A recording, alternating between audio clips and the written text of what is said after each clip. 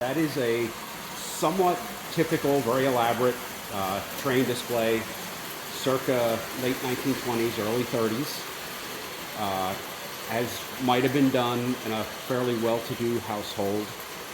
They would take over the entire parlor, move all the furniture out of the way, and set it up on the floor. Quite a number of the buildings in that case are homemade, and it's populated with toys, commercially made toys. The train that is running is American Flyer, fairly uncommon. That is an example of every freight car they offered. It's an expanded set, probably about 1930, 31, something like that. But that is early Lionel, with several cars that are custom painted. There's some commercial pieces on it. As I said, others are homemade. Not everything is old, but it has a look that I strive for. Family thing, oriented towards the children, but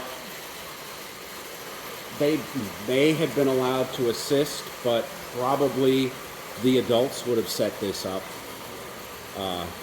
Sometimes people actually even did this on Christmas Eve. And we have the tree, which is all done in mostly 20s era glass with no lights. I love the homemade stuff. And a lot of people did make things, even to the point of making the trains themselves. Obviously, you've had to buy the mechanical components, but there is a train which I will probably have running when we have our event, that the freight cars by several different people are entirely handmade.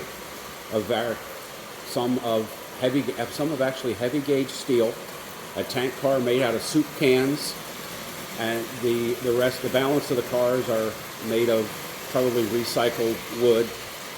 The basic set of that, which I believe started with 5 cars, would have been a fairly expensive set. That probably would have been about $35 or $40 in the very early 30s, when a man made maybe $1 a day, an average working man, for a 10-hour work day. That is not something that the shoemaker's children would have. The banker's children would have this.